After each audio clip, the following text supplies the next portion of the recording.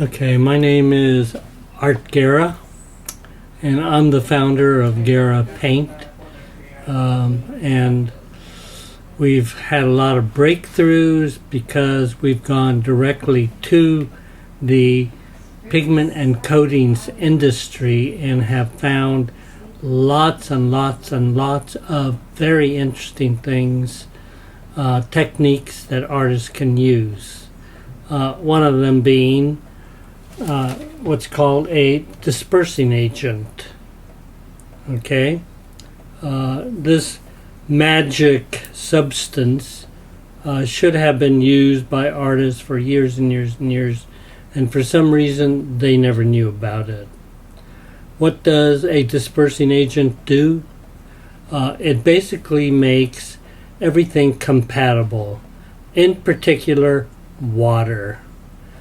Water is a very difficult chemical, although you'd never know that.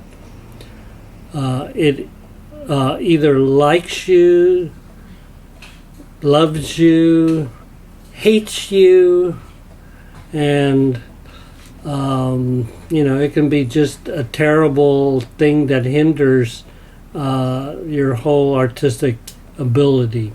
So this is a substance, a chemical, which is somewhat like maybe dishwashing detergent, but it doesn't leave you with all the bubbles, and it's probably much more efficient.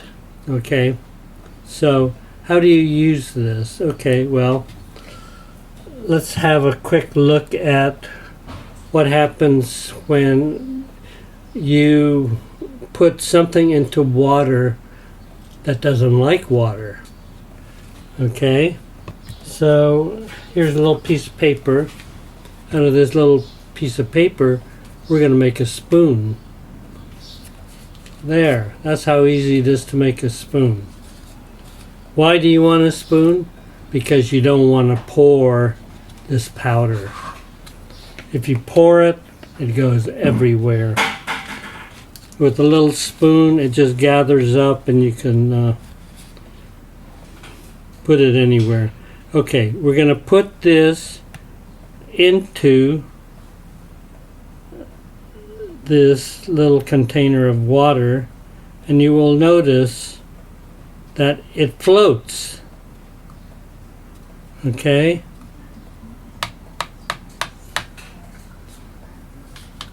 What does it mean, float? It means that it is not engulfed by the water and absorbed by the water. It just like repels the water. Here's the floating pigment. This, by the way, is what's called arch yellow, which is a fluorescent pigment. And it does not like water. Okay, so here it is, it's floating. So if you add a little bit of dispersed water,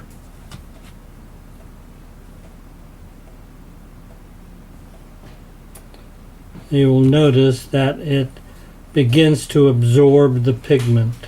If you notice, the water is wetting out, that's the technical term, wetting out the pigment. Why is it important to wet out the pigment? Well, you're not going to get the pigment absorbed by the acrylic, the binder, if it doesn't get wetted out by something that contains water.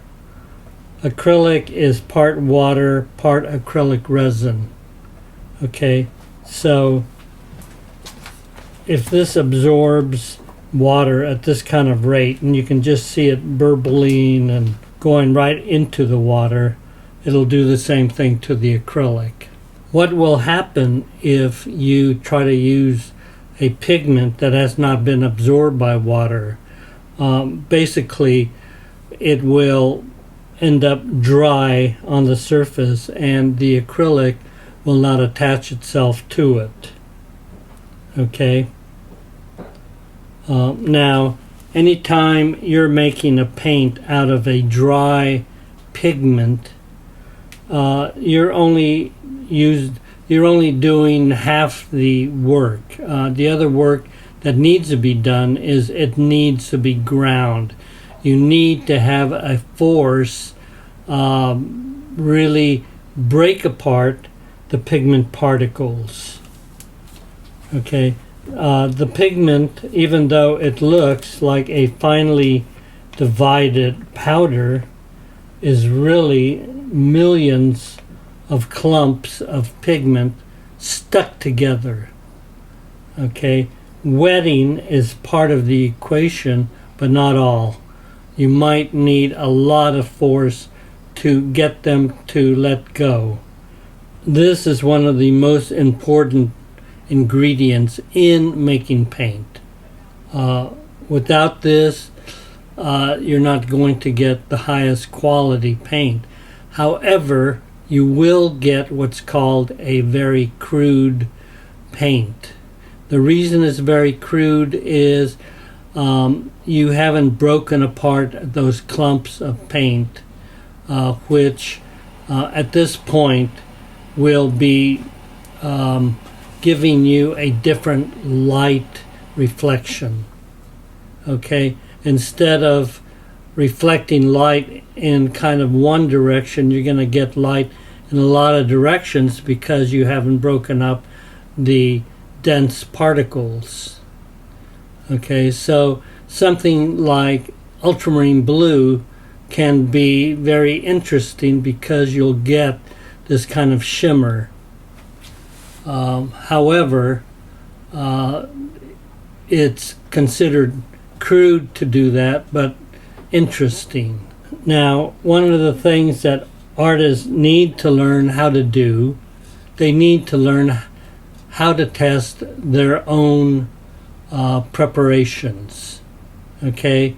Because if you try to make a paint and it doesn't come out the right way, you can't just phone up a paint company and say, I did this, I did that, and it came out like really runny and ugly and blah, blah, blah. You know, you have to learn how to test these materials yourself.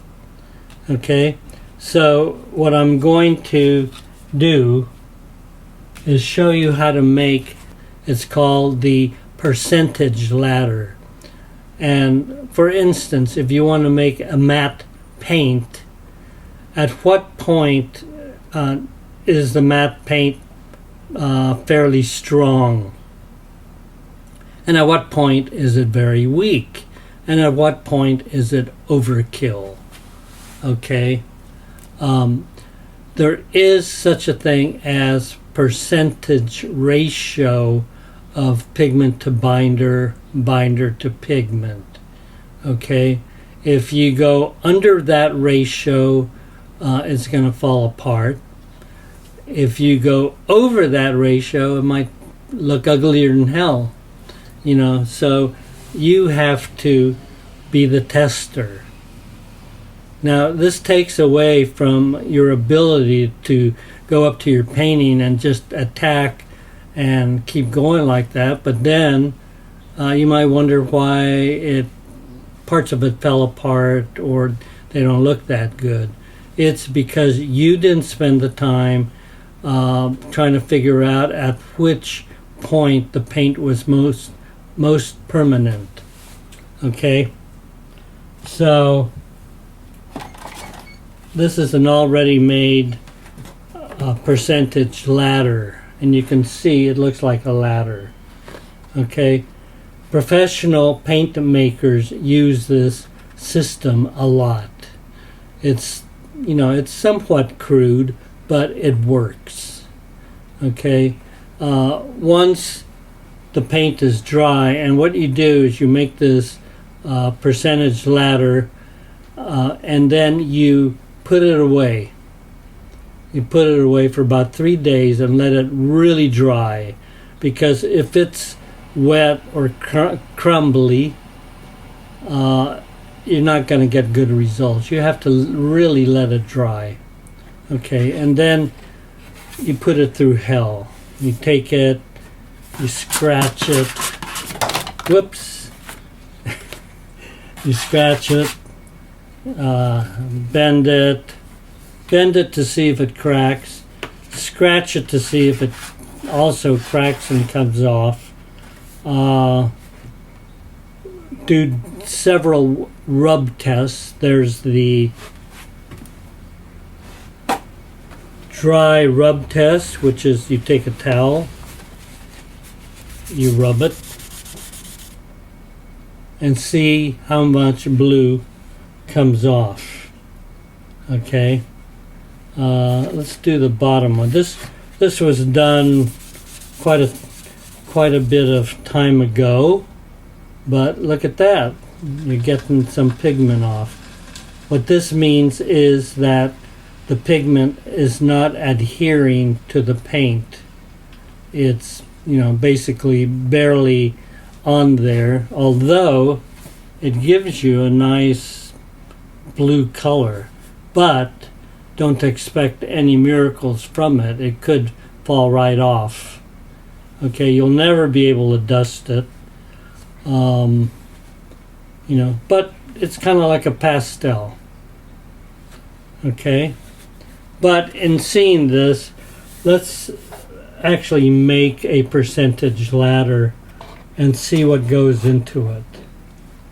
It's like I'm putting the horse ahead of the cart. So let's back up a bit.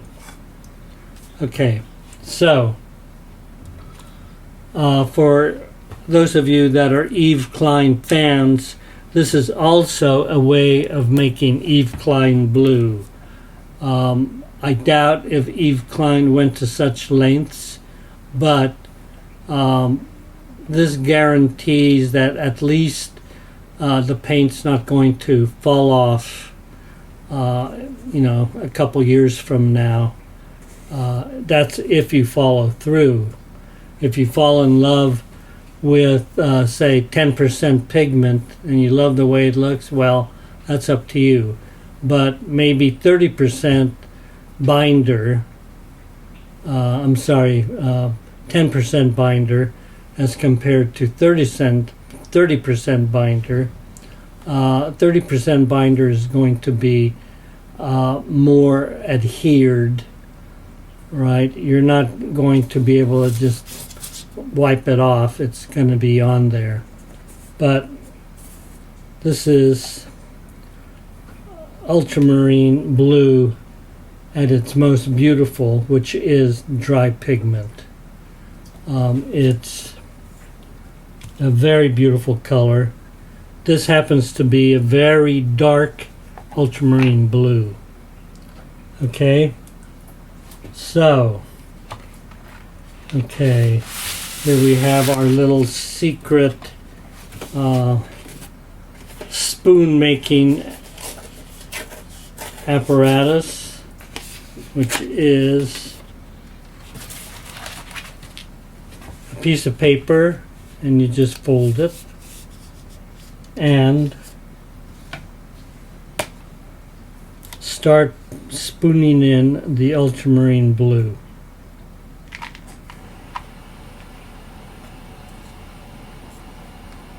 Okay, that should be enough. Now let's do one more. Okay.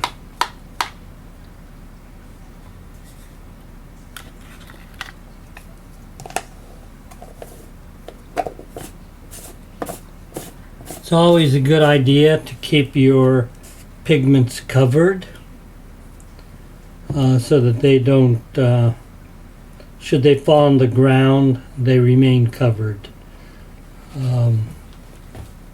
Okay. So we're going to use some dispersing agent in this because it'll really help in the wetting.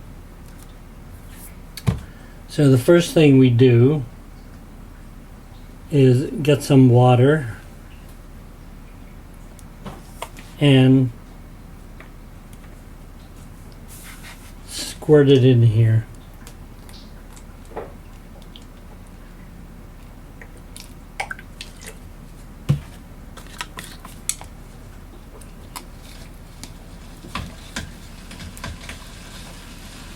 Okay, so you can see it has quite a bit of surface tension, the way it slides together on top of the plastic. So that means that the dispersing agent, and I'm giving it a generous squeeze. See how the dispersing agent made that really cover the plastic. It just melted those big lumps.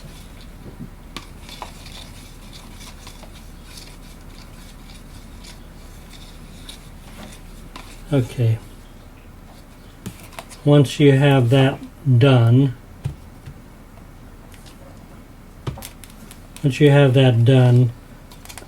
it's a good time to start the percentage ladder.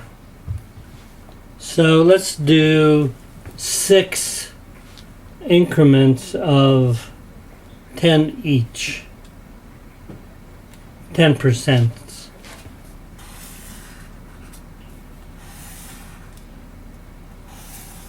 Let's go 1, 2, 3, 4, 5, 6.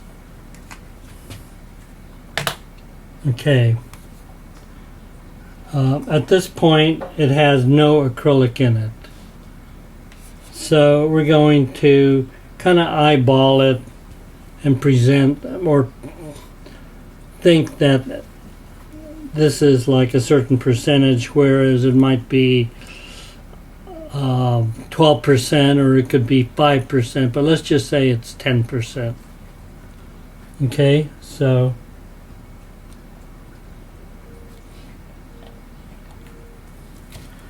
okay, the way it goes is the less the percentage of binder in any pigment,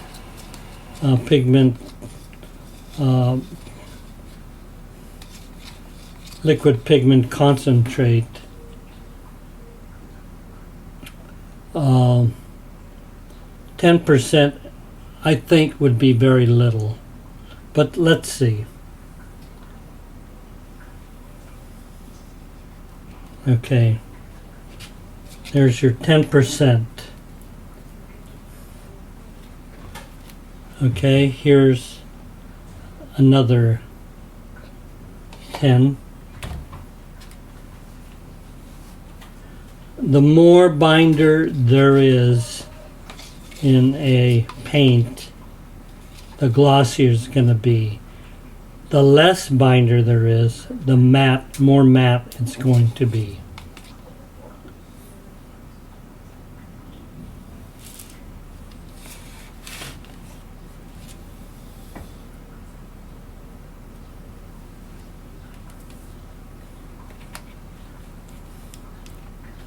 Unfortunately, this takes time. But it's an important thing to do because it teaches you what the mechanics of paint are.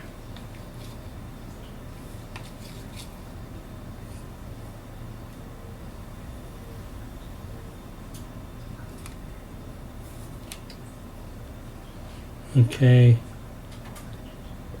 Anyone out there that sees that I haven't poured in the 10% increment, you're free to let us know.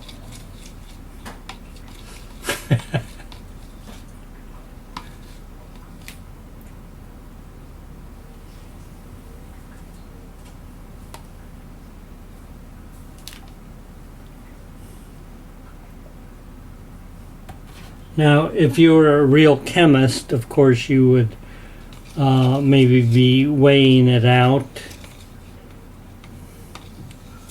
You would get some sort of method by which you could duplicate it again, whereas this is just kind of an eyeball thing.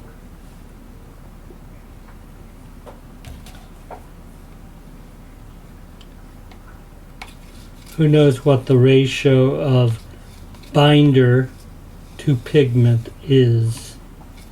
but it'll work. Okay, let me do something that's very important,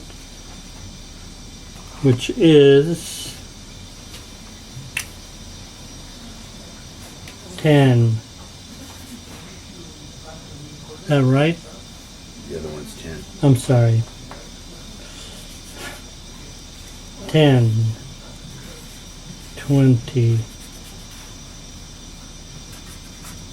30, 40, 50, 60. Okay, you can see some of these are drying up already, and in particular these two that have very little binder in them are already getting very matte. These are a bit glossier. So, by the way, this is Acrylic 65, which is a thick, glossy acrylic, and it's capable of holding a lot of material. It's Acrylic 65. It means that it has close to 60% resin content, which is about as high a resin content acrylic as you're going to get. Okay, it should easily adhere these. Just to review, a paint has to attach itself to a surface and to each other, right? If it doesn't do either one of those, the paint's going to fall apart. Anything in this area, which is 0 to 10, it means it has no binder, will easily crumble if you bend it. With 10% binder, it should do some adhesion. The more acrylic you have, the more adhesion you have.